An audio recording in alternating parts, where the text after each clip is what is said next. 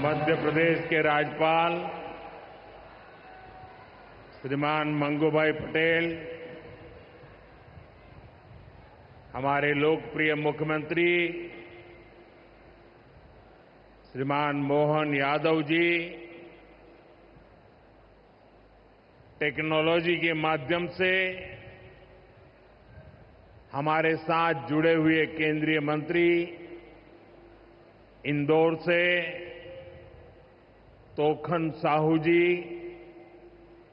दतिया से राम मोहन नायडू जी, सतना से मुरलीधर मोहोल जी,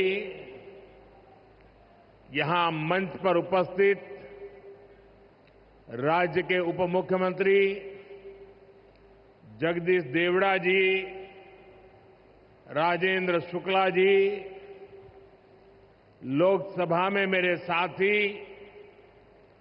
वीडी शर्मा जी,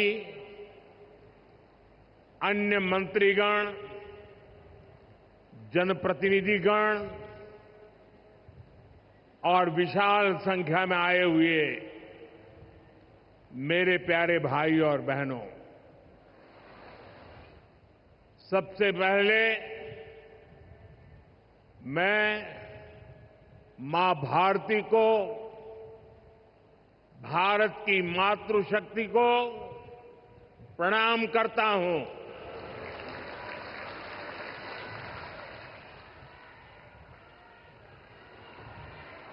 आज यहां इतनी बड़ी संख्या में माताएं, बहनें, बेटियां हमें आशीर्वाद देने आई हैं। मैं आप सभी बहनों के दर्शन पाकर धन्य हो गया हूं।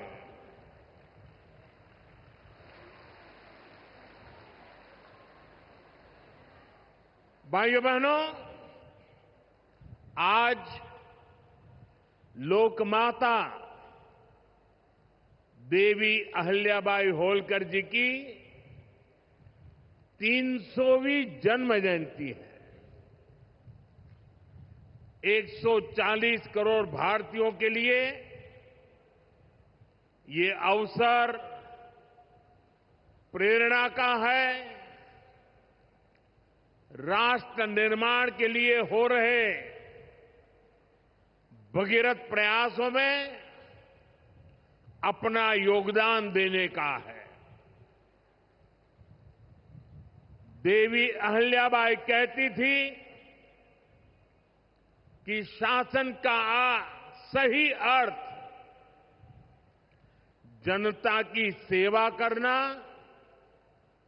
और उनके जीवन में सुधार लाना होता है। आज का कार्यक्रम उनकी इस सोच को आगे बढ़ाता है। आज इंदौर मेट्रो की शुरुआत हुई है।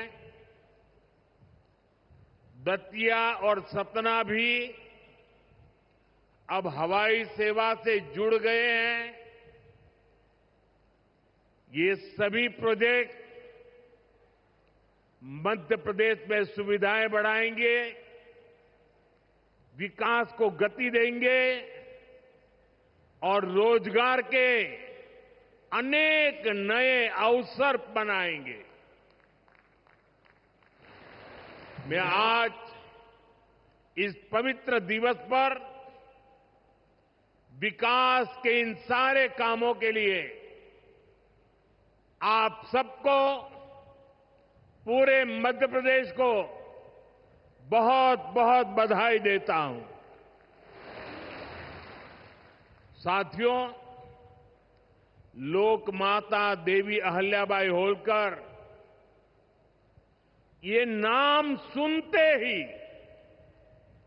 मन में श्रद्धा का भाव उमड़ पड़ता है। उनके महान व्यक्तित्व के बारे में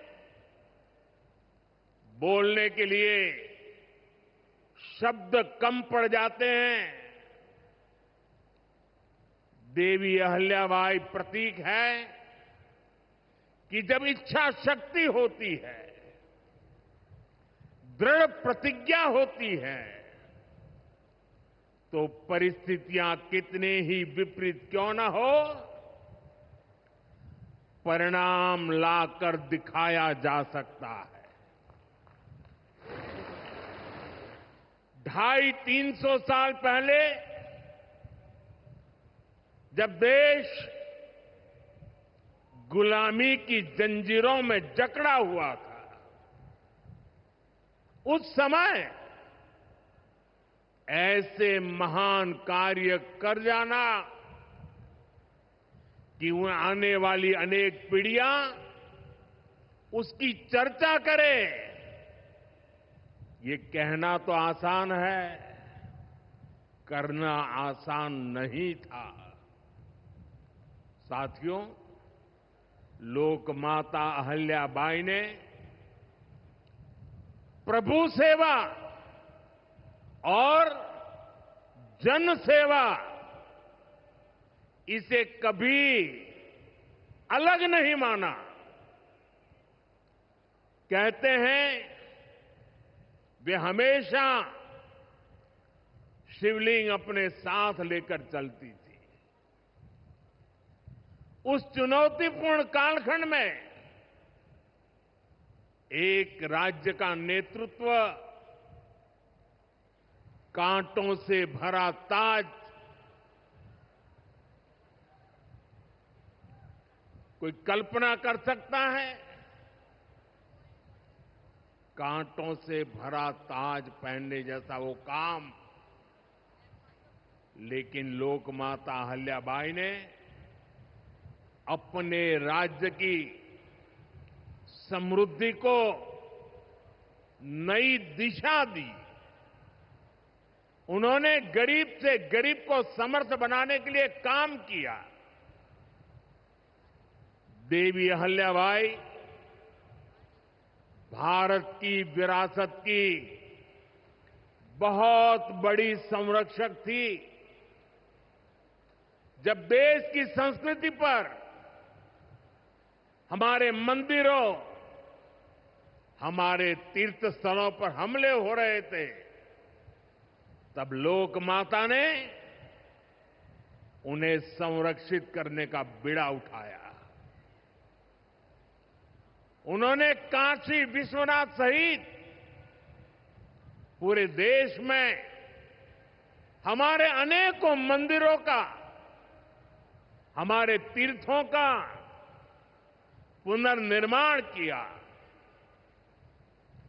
और ये मेरा सौभाग्य है कि जिस काशी में लोक माता अहल्याबाई ने विकास के इतने काम किए, उस काशी ने मुझे भी सेवा का अवसर दिया है।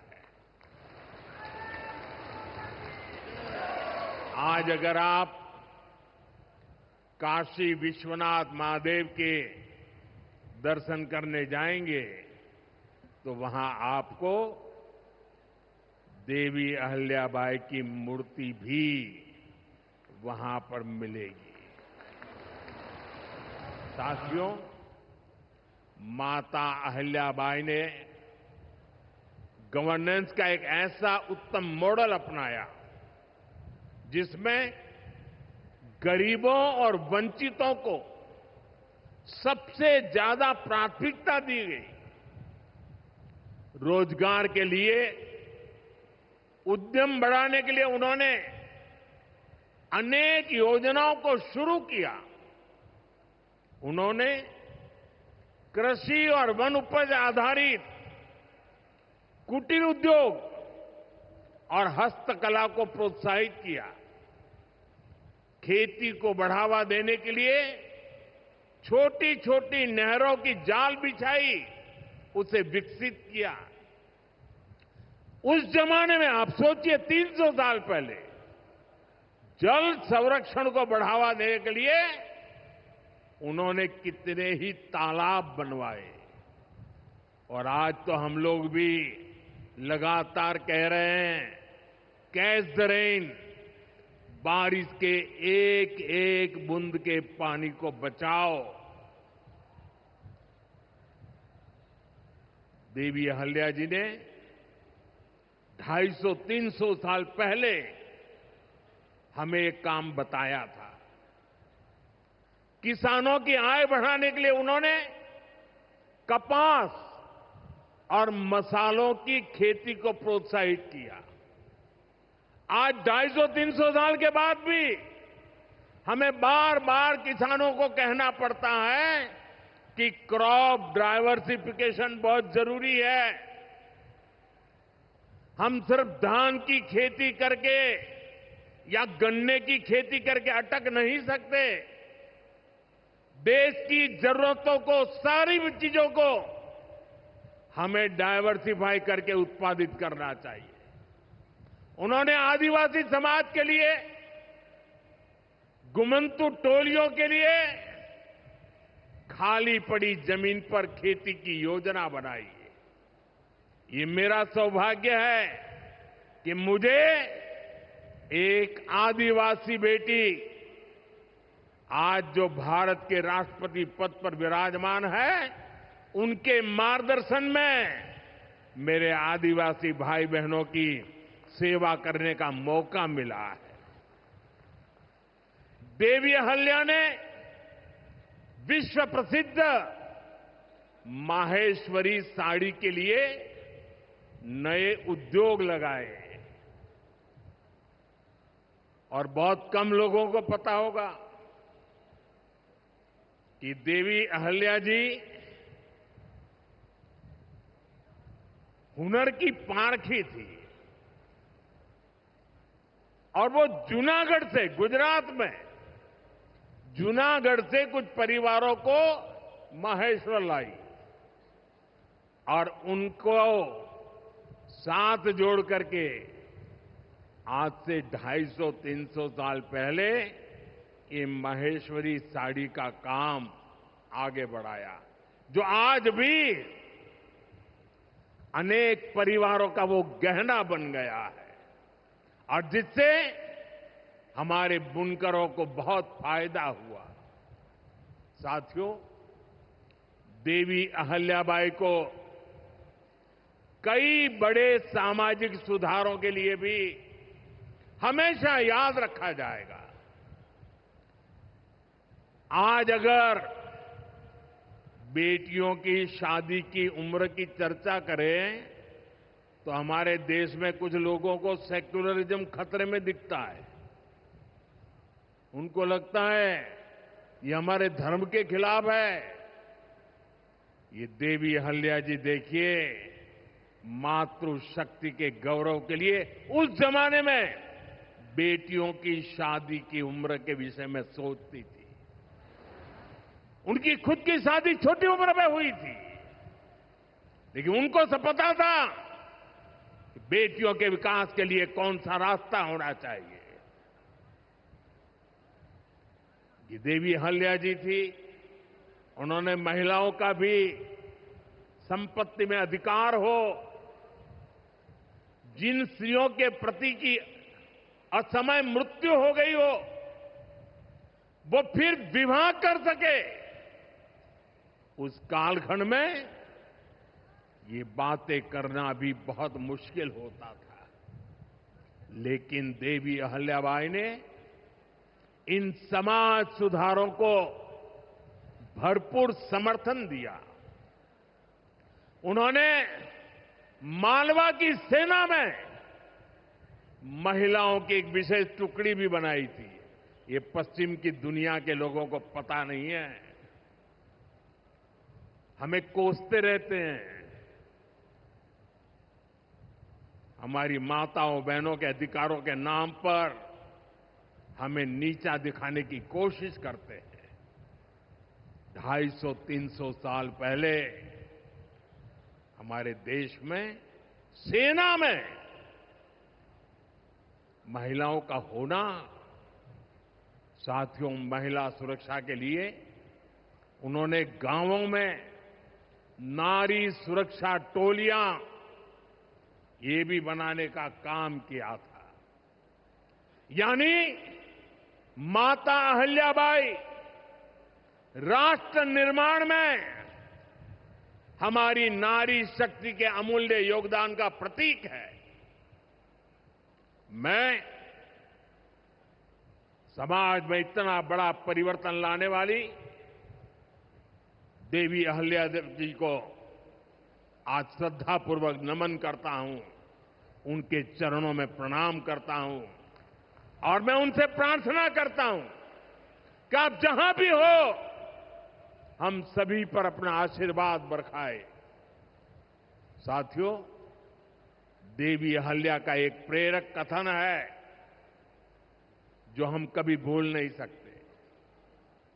और उस कथन का अगर मोटे मोटे शब्दों में मैं कहूं तो उसका भाव यही था कि जो कुछ भी हमें मिला है वो जनता द्वारा दिया ऋण है, जिसे हमें चुकाना है।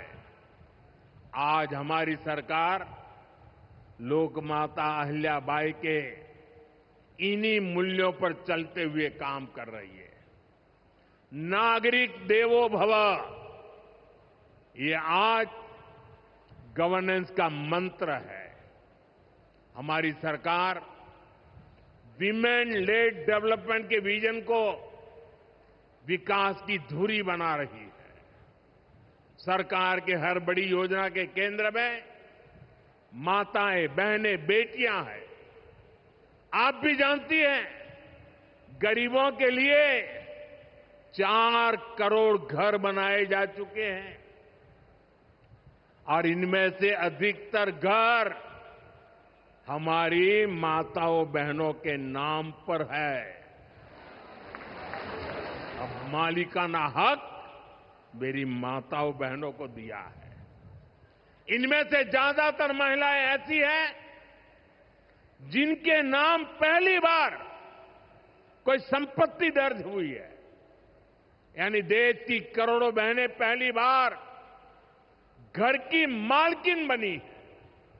साथियों, आज सरकार हर घर तक नल से जल पहुंचा रही है ताकि हमारी माताओं बहनों को असुविधा ना हो, बेटियां अपनी पढ़ाई में ध्यान दे सके। करोड़ों बहनों के पास पहले बिजली, एलपीजी गैस और टॉयलेट जैसी सुविधाएं भी नहीं थी। ये सुविधाएं भी हमारी सरकार ने पहुंचाई। और ये सिर्फ सुविधाएं नहीं है, ये माताओं बहनों के सम्मान का हमारी तरफ से एक नम्र प्रयास है। इससे गांव की गरीब परिवारों की माताओं बहनों के जीवन से अनेक मुश्किलें कम हुई है। साथियों, पहले माताएं बहनें अपनी बीमारियां छुपाने पर मजबूर थी। गर्भावस्था के दौरान अस्पताल जाने से बचती थी। उनको लगता था कि इससे परिवार पर बोझ पड़ेगा और इसलिए वो दर्द सहती थी, लेकिन परिवार में किसी को बताती नहीं थी।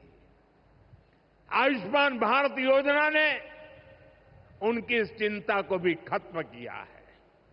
अब वो भी अस्पताल में 5 लाख रुपए तक का मुफ्त इलाज करा सकती है। साथियों, महिलाओं के लिए पढ़ाई और दवाई के साथ ही जो बहुत जरूरी चीज है वो कमाई भी है।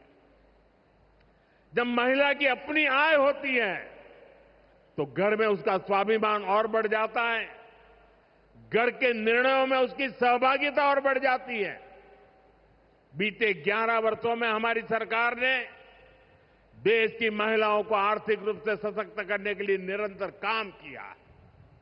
आप कल्पना कर सकते हैं, 2014 से पहले आपने मुझे सेवा करने का मौका दिया, उसके पहले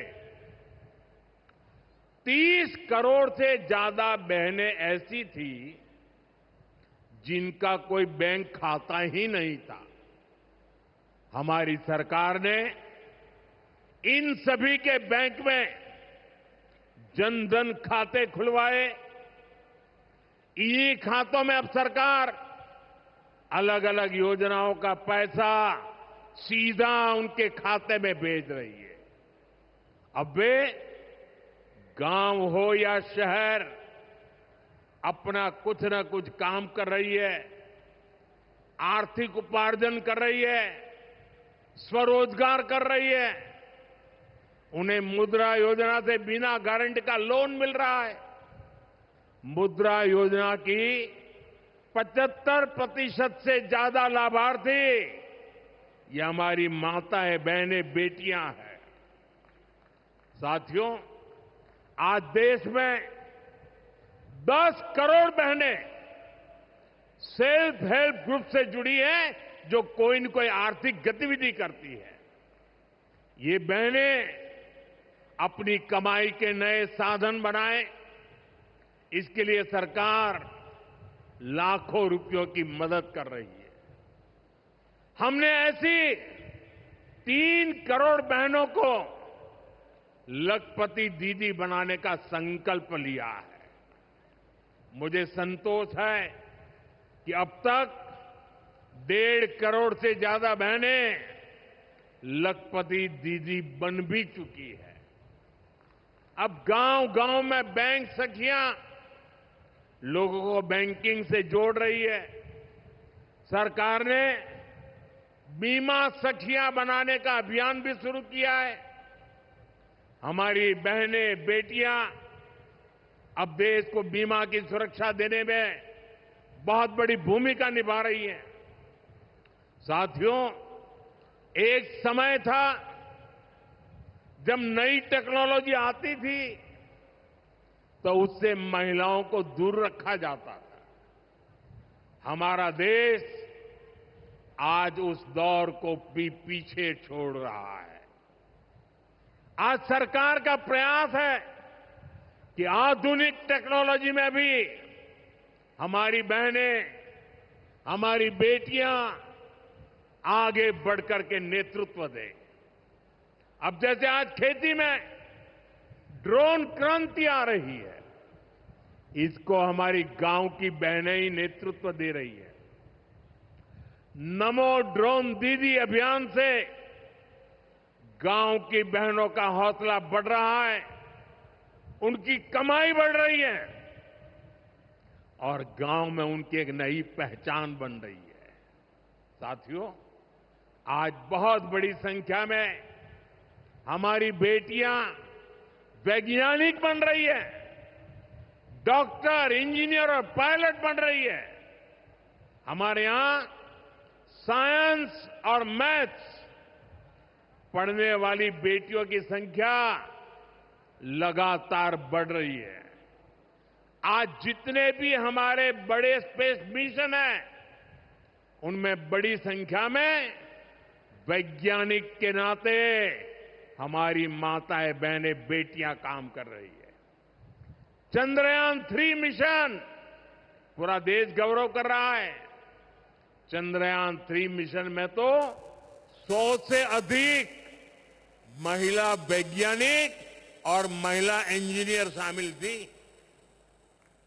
ऐसे ही जमाना स्टार्टअप का है। स्टार्टअप के क्षेत्र में भी हमारी बेटियां अद्भुत काम कर रही है। देश में लगभग 45% स्टार्टअप की, उसमें कम से कम एक डायरेक्टर कोई न कोई हमारी बहन है, कोई न कोई हमारी बेटी है, महिला है। और ये संख्या लगातार बढ़ रही है। साथियों, हमारा प्रयास है कि नीति निर्माण में बेटियों की भागीदारी लगातार बढ़े। बीते एक दशक में इसके लिए एक के बाद एक अनेक कदम उठाए गए हैं। हमारी सरकार में पहली बार पूर्णकालिक महिला रक्षा मंत्री बनी। पहली बार देश की वित्त मंत्री एक महिला बनी। पंचायत से लेकर पार्लियामेंट तक महिलाओं की संख्या लगातार बढ़ रही है। इस बार 75 सांसद महिलाएं हैं, लेकिन हमारा प्रयास है कि ये भागीदारी और बढ़े। नारी शक्ति वंदन अधिनियम के पीछे भी यही भावना है। सालों तक इस कानून को रोका गया, लेकिन हमारी सरकार ने इसे पारित करके दिखाया। अब संसद और विधानसभाओं में महिला आरक्षण पक्का हो गया है। कहने का अर्थ ये है कि भाजपा सरकार बहनों बेटियों को हर स्तर पर, हर क्षेत्र में सशक्त कर रही है। साथियों, भारत संस्कृति और संस्कारों का देश है और सिंदूर ये हमारी परंपरा में नारी शक्ति का प्रतीक है। राम भक्ति में रंगे हनुमान जी भी सिंदूर को ही धारण किए हुए हैं। शक्ति पूजा में हम सिंदूर का अर्पण करते हैं और यही सिंदूर अब भारत के शौर्य का प्रतीक बना है।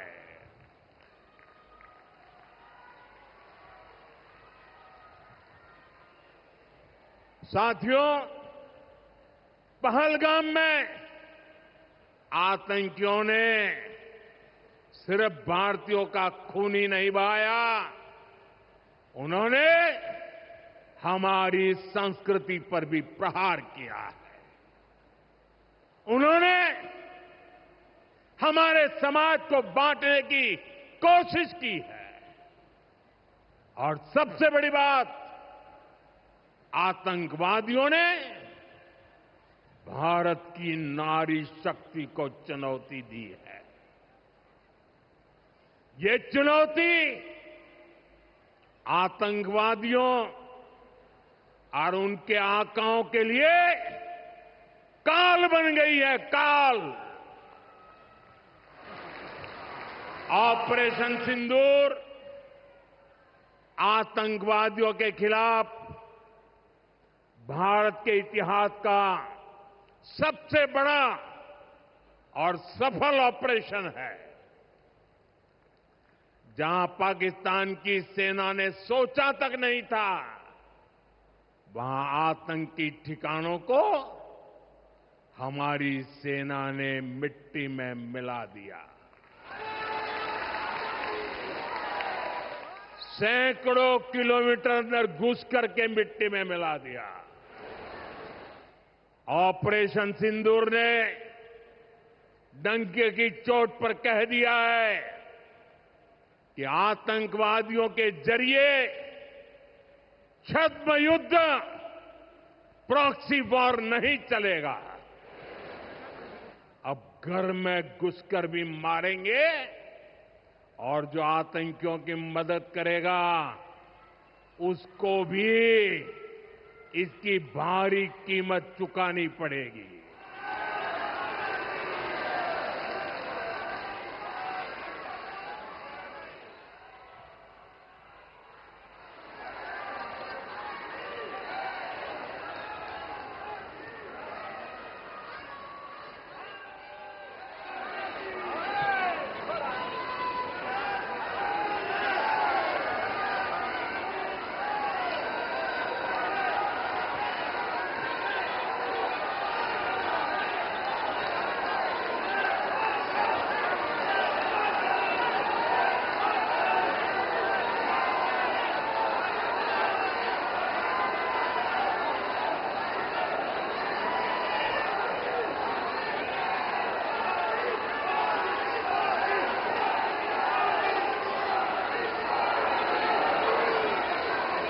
अब भारत का एक एक नागरिक कह रहा है, 140 करोड़ देशवासियों का बुलंद आवाज कह रहा है,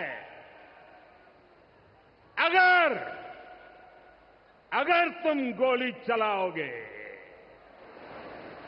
तो मान के चलो गोली का जवाब गोले से दिया जाएगा।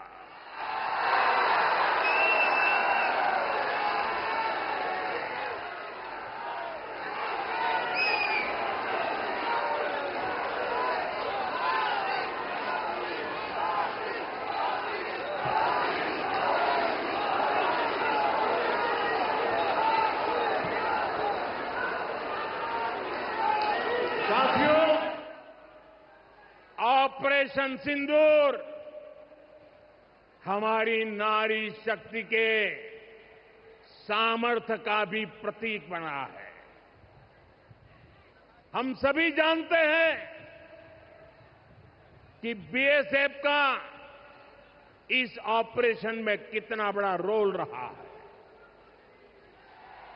जम्मू से लेकर पंजाब, राजस्थान और गुजरात की सीमा तक बड़ी संख्या में बीएसएफ की हमारी बेटियां मोर्चे पर रही थी, मोर्चा संभाल रही थी।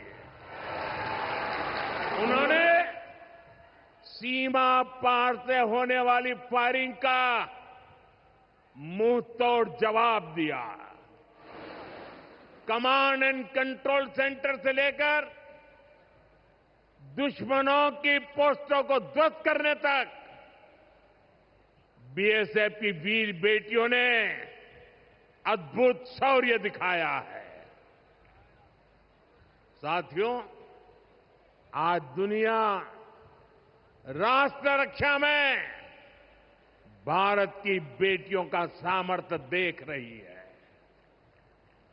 इसके लिए भी बीते दशक में सरकार ने अनेक कदम उठाए हैं। स्कूल से लेकर युद्ध के मैदान तक आज देश अपनी बेटियों के शौर्य पर अभूतपूर्व भरोसा कर रहा है। हमारी सेना ने पहली बार सैनिक स्कूलों के दरवाजे बेटियों के लिए खोले हैं। 2014 से पहले एनसीसी में सिर्फ 25% कैडेट्स ही बेटियां होती थी। आज उनकी संख्या 50% की तरफ आगे बढ़ रही है। कल के दिन देश में एक और नया इतिहास बना है। आज अखबार में देखा होगा आपने, नेशनल डिफेंस एकेडमी यानी एनडीए से महिला कैडेट्स का पहला बैच पास आउट हुआ है। आज सेना, नौसेना और वायुसेना में बेटियां अग्रिम मोर्चे पर तैनात हो रही है। आज फाइटर प्लेन से लेकर आईएनएस विक्रांत युद्धपोत तक विमेन ऑफिसर्स अपनी जांबाजी दिखा रही है। साथियों, हमारी नौसेना की वीर बेटियों के साहस का ताजा उदाहरण भी देश के सामने है। आपको मैं नाविका सागर परिक्रमा के बारे में बताना चाहता हूं। नेवी की 2 वीर बेटियों ने करीब 250 दिन की समुद्री यात्रा पूरी की है। धरती का चक्कर लगाया है। हजारों किलोमीटर की ये यात्रा उन्होंने ऐसी नाव से की जो मोटर से नहीं बल्कि हवा से चलती है। सोचिए, 250 दिन समंदर में, इतने दिनों तक समंदर में रहना, कई कई हफ्ते हफ्ते तक जमीन के दर्शन तक नहीं होना, और ऊपर से समंदर का तूफान कितना तेज होता है मुझे पता है। खराब मौसम, भयानक तूफान, उन्होंने 2 बेटियां, उन्होंने हर मुसीबत को हराया है। ये दिखाता है कि चुनौती कितनी भी बड़ी हो, भारत की बेटियां उस पर विजय पा सकती है। साथियों, नक्सलियों के खिलाफ ऑपरेशन हो या फिर सीमा पार का आतंक हो, आज हमारी बेटियां भारत की सुरक्षा की ढाल बन रही है। मैं आज देवी अहल्या की इस पवित्र भूमि से देश की नारी शक्ति को फिर से सैल्यूट करता हूं।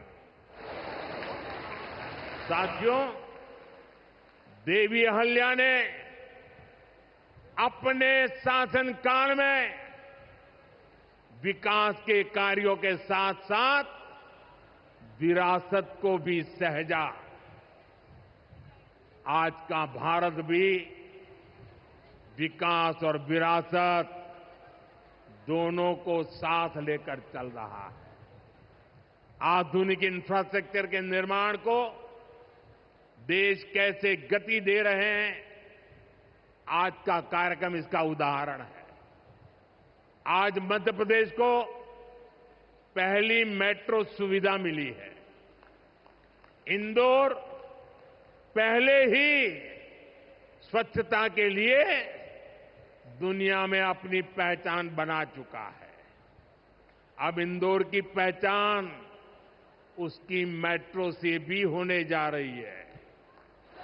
यहां भोपाल में भी मेट्रो का काम तेजी से चल रहा है। मध्य प्रदेश में रेलवे के क्षेत्र में व्यापक काम हो रहा है। कुछ दिन पहले ही केंद्र सरकार ने रतलाम नागदा रूट को 4 लाइनों में बदलने के लिए स्वीकृति दे दी है। इससे इस क्षेत्र में और ज्यादा ट्रेनें चल पाएगी, भीड़भाड़ कम होगी। केंद्र सरकार ने इंदौर मनमाड़ रेल परियोजना को भी मंजूरी दे दी है। साथियों, आज मध्य प्रदेश के दतिया और सतना भी हवाई यात्रा के नेटवर्क से जुड़ गए हैं। इन दोनों हवाई अड्डों से बुंदेलखंड और विंध्य क्षेत्र में एयर कनेक्टिविटी बेहतर होगी। अब मां पीतांबरा, मां शारदा देवी और पवित्र चित्रकूट धाम के दर्शन करना और सुलभ हो जाएगा। साथियों, आज भारत इतिहास के उस मोड़ पर है जहां हमें अपनी सुरक्षा, अपने सामर्थ्य और अपनी संस्कृति हर स्तर पर काम करना है। हमें अपना परिश्रम बढ़ाना है। इसमें हमारी मातृशक्ति, हमारी माताओं, बहनों, बेटियों की भूमिका बहुत बड़ी है। हमारे सामने लोक माता देवी अहल्याबाई जी की प्रेरणा है। रानी लक्ष्मीबाई, रानी दुर्गावती, रानी कमलापति, अवंतीबाई लोधी, कित्तूर की रानी चेन्नम्मा, रानी गाडिल्यो, वेलु नाचियार, सावित्रीबाई फुले, ऐसे हर नाम हमें गौरव से भर देते हैं। लोक माता अहल्याबाई की ये 300वीं जन्म जयंती हमें निरंतर प्रेरित करती रहे। आने वाली सदियों के लिए हम एक सशक्त भारत की नींव मजबूत करें। इसी कामना के साथ आप सभी को फिर से एक बार बहुत बहुत शुभकामनाएं देता हूं।